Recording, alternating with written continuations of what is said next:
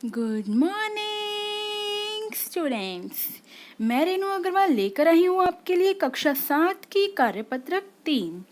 तो चलिए शुरू करते हैं आज की वर्कशीट।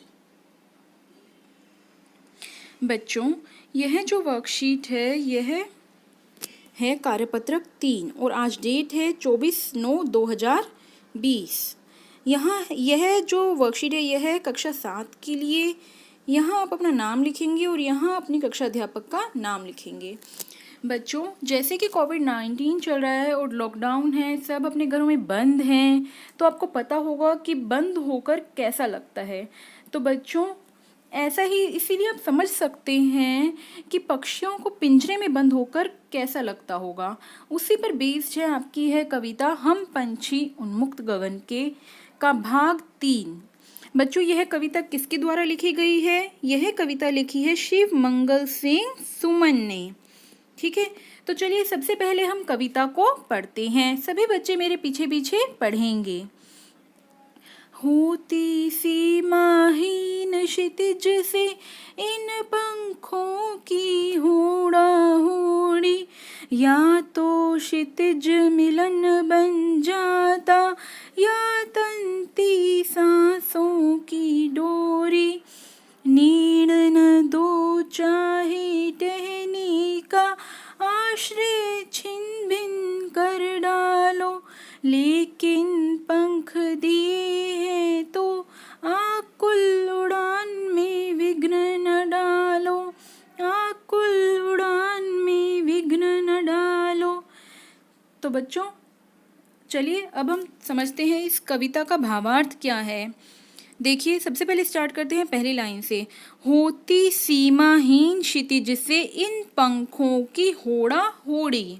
बच्चों, जैसे कि जब हम रेस लगाते हैं तो हम रेस जीतने के लिए उसकी सीमा की डोरी को छू लेना चाहते हैं। उसी तरह से जब पक्षी आसमान में उड़ते हैं तो उनके बीच में एक होड़ा होड़ी होती है, एक रेस लगती है उनके बीच में, और वह आसमान की सीमा को छू लेना चाहते हैं। क्षितिज मतलब क्या होता है बच्चों? आसमान।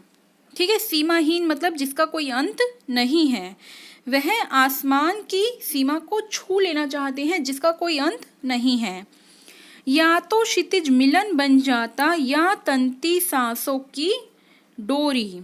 तो बच्चों, पक्षी क्या कह रहे हैं कि वह उनके अंदर इतनी तीव्र इच्छा है आसमान को छूने की कि वह उसके लिए अपनी सांसों को भी दांव पर लगा सकते हैं। ठीक है, क्षितिज मिलन बन जाता। क्षितिज मतलब आसमान, या तो आसमान से मिलन हो जाता या फिर तंती सांसों की डोरी। सांसों की डोरी मतलब कि सांसें जो हमारी होती है, तंती मतलब खत्म हो जाती, उनकी सांसें खत्म हो जाती, उनको उनकी भी परवाह नहीं है, लेकिन वह आसमान से मिलन करना चाहते हैं। नीड़ न दो चाहे टहनी का आश्रय छिन भिन कर डालो। नीड़ क्या होता है बच्चों? नीड़ होता है घोंसला। पक्षी क्या कह रहे हैं कि चाहे हमें रहने के लिए घोंसला मत दो टहनी का, आश्रय छिन भिन कर डालो, चाहे हमारे रहने का स्थान छिन भिन कर डालो, तोड़ डालो, लेकिन पंख दिए हैं तो आकुल उड़ान में विघ्न न डालो। लेकिन पक्षी क्या कह रहे हैं? लेकिन अगर हमें भगवान ने अगर हमें पंख दिए हैं तो वह किस लिए दिए हैं? वह उड़ने के लिए ही तो दिए हैं, पिंजरे में बंद रहने के लिए थोड़ी ना दिए हैं। तो अगर हमें पंख दिए हैं तो आकुल उड़ान में विघ्न न डालो। हमारी जो उड़ान है, जो हम उड़ना चाहते हैं, उसमें बाधा ना डालो। विघ्न मतलब क्या होता है? बाधा। ठीक है बच्चों, तो आई होप कि आपको यह पैराग्राफ ये समझ में आ गया होगा। तो चलिए अब हम नए शब्दों को पढ़ते हैं। नीड़, नीड़ मतलब घोंसला, आश्रय घर, होड़ा होड़ी रेस एक प्रतियोगिता, विघ्न बाधा।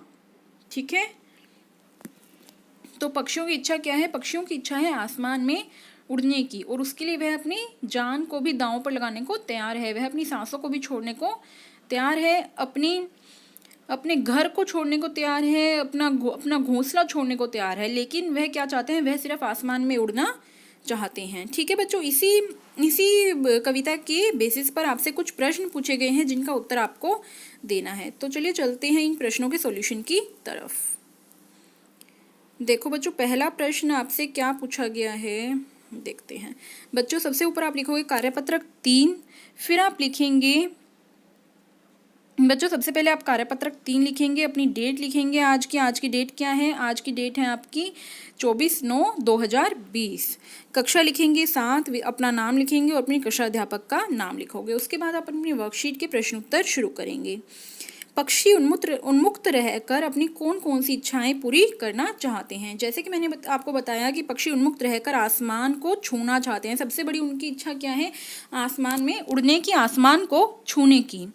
तो चलिए चलते हैं दूसरे प्रश्न की तरफ। दूसरा प्रश्न है कि पक्षियों को पालना उचित है। पक्षियों को पालना उचित है। बेटा आपका दूसरा प्रश्न है कि पक्षियों को पालना उचित है अथवा नहीं, अपने विचार लिखिए। तो इसमें आप क्या लिखेंगे कि मेरे विचार में पक्षियों को पालना अनुचित है, क्योंकि पक्षी खुले आसमान में विचरण करने के लिए बने हैं। उन्हें कैद करके हम उनकी आज़ादी में खलल डालते हैं। हम उन्हें खाना दाना डालना चाहिए, इस तरह से हम उन्हें कैद किए बिना उनका आनंद ले सकते हैं। ठीक है बच्चों, हमें पक्षियों को कभी भी कैद करके नहीं रखना चाहिए। पक्षियों को जो है प्रकृति ने बनाया है, उन्हें पंख दिए हैं उड़ने के लिए, उन्हें पंख कैद करने के लिए नहीं दिए हैं। हमें जो है उन्हें दाना पानी डालना चाहिए, इस तरह से हम उनकी प्रकृति का आनंद ले सकते हैं। उन्हें कभी भी कैद करके नहीं रखना चाहिए। प्रश्न नंबर 3 में बच्चों आपको कुछ शब्द दिए गए हैं, इनसे आपको वाक्य बनाने हैं। तो चलिए देखते हैं, पहला शब्द क्या है, घोंसला।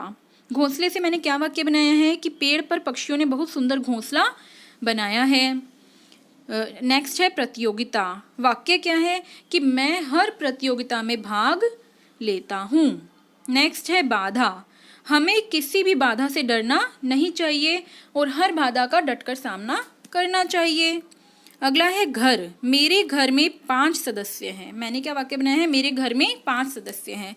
बच्चों जब भी आपको शब्द दिए होते हैं और आपको उससे वाक्य बनाना होता है, तो आपको यह ध्यान रखना है कि उस वाक्य में वह शब्द जरूर आए। जैसे कि मैंने घोंसले से जब वाक्य बनाया तो उसमें मैंने घोंसले का प्रयोग किया, प्रतियोगिता से वाक्य बनाया तो प्रतियोगिता का प्रयोग किया, बाधा से मैं बाधा का प्रयोग किया, और घर से वाक्य बनाने में घर का प्रयोग किया है। ठीक है, चलो बच्चों प्रश्न 4 की ओर हम बढ़ते हैं।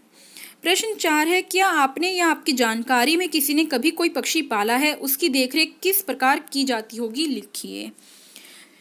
तो बच्चों इसका उत्तर आपको देना है, हाँ मेरी नानी ने एक तोता पाला हुआ है। वह उसे मिर्च, अंगूर, केला, गाजर आदि खिलाते हैं, वह अच्छी बातें सिखाते हैं और कभी कभी पिंजरा खोलकर उड़ने देते हैं।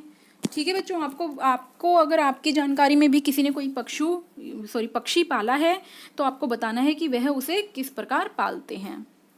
और यदि आप इन शब्दों से और बेहतर वाक्य बना सकते हैं तो आपको अपनी तरफ से बनाए हुए वाक्य लिखने हैं। ठीक है बच्चों, तो यह थी आज की आपकी कार्यपत्रक 3 और यह हैं उनके उत्तर 1, 2, 3 और 4। इसी तरह से आपको यह करने हैं। ठीक है, मैं आशा करती हूँ कि आज की वर्कशीट का सभी बच्चे करके भेजेंगे। Thank you very much, have a nice day.